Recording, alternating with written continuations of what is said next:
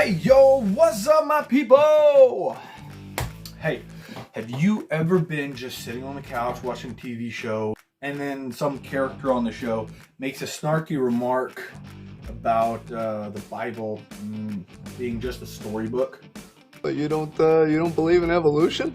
Or calls a Christmas story just fairy tales? Or they mock the very idea that Jesus ever existed? You gotta tell them that you believe in evolution. It's inevitably some intellectual type who's just beaming with confidence that he's right and anyone who disagrees with him is Preposterous! so much so that no one ever seems to call them on it. And on top of that, you're probably sitting on your couch, all comfortable, except for the fact that now you're embarrassed for the people in the situation and kind of a little bit intimidated by the idea of ever having to deal with that in real life. Awkward. Well, let's fix that. Let's explore the question of if Jesus was a real person who existed in history the way the Bible claims he did. So that you can at least be confident that in that situation, if Someone's feeling silly. it ain't me, I ain't no fortunate one, no. Do you understand the words that are coming out of my mouth? Well, first off, what kind of evidence should we expect to find? Well, there are quite a few rulers and governors in this time period who historically have their existence established by only a handful of coins, engravings, or writings that mention their names and their position. Oh, a little dusty. So realistically, you shouldn't really expect much at all.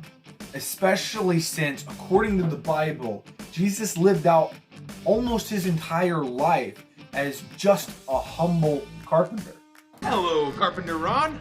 Jesus only spent about 3.5 years of his life in ministry. Not only that, but there was really no person in any kind of leadership role who promoted Jesus or his teaching while Jesus was alive. The point being that it would be very realistic that even if Jesus did exist, that there would be no record of him outside of the New Testament.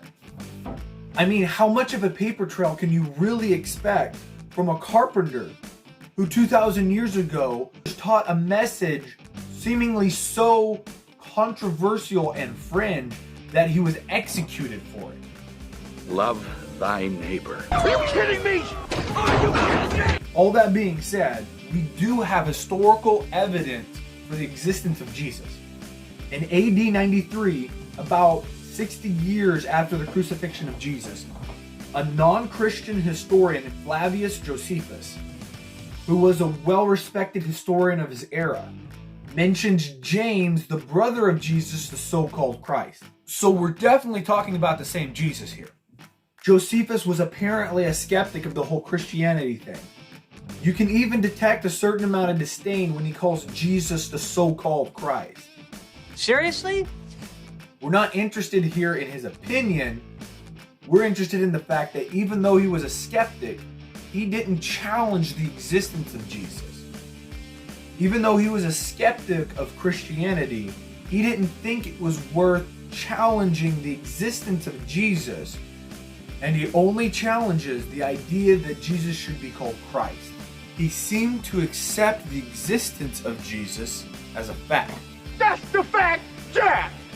About 80 years after the execution of Jesus, a man named Tacitus, who held high offices in the government at the time, wrote about how he considered Christianity to be a destructive superstition, and that the Jesus that they followed was executed while Pontius Pilate governed as the Roman prefect over Judea, and while Tiberius ruled the empire. Even though Tacitus still refers to Christianity as a superstition, Come on, man. he still speaks of Jesus as a real person who was really executed in a timeline that confirms the timeline laid out in the New Testament. A contemporary of Tacitus was a man named Pliny. He was governor over northern Turkey at the time. He spoke of the fact that Christians worshipped Christ as a god, that they had a pig-headed obstinacy in this matter. Wait, why? What did you call us? He didn't have an issue with the idea that Jesus existed, only that he was being worshipped as a god. He treated the existence of Jesus the man as common knowledge. There are Jewish traditions after the crucifixion of Jesus that speak of Jesus as the illegitimate son of Mary and a sorcerer. Oh, really? Both of those ideas attempt to discredit Christianity. The first to explain why he wasn't the Son of God, and the second to explain how he was able to perform miracles. These traditions attempt to discredit Christianity, but they never challenged the idea that Jesus existed. A Greek writer of satire, who lived about 100 years after Jesus, condescended to Christians in his writing, calling them misguided creatures. That hurts. And mentions that the man that they worshipped was crucified. A Greek philosopher named Celsus in AD 70 wrote a piece called On the True Doctrine, a discourse against Christians. He once said that Christianity is for hysterical women, children, and idiots. That's not very nice. In his efforts to discount Christianity, he explains how Jesus was the illegitimate child of Mary and a soldier, and that young Jesus was taken to Egypt and taught magic and prestidigitation. Let's see now. You was trying to pull a rabbit out of the hat.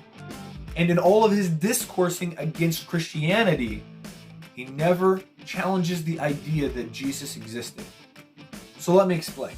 No, there is too much. Let me sum up. In spite of the pervasive idea that Christianity has no basis in fact or reason, there is a considerable amount of historical evidence that the man, Jesus, who was called Christ, did in fact exist. Dun, dun, dun. Honestly, probably more evidence than you should expect for a man who spent almost his entire life on this earth as a humble carpenter. You're watching Communication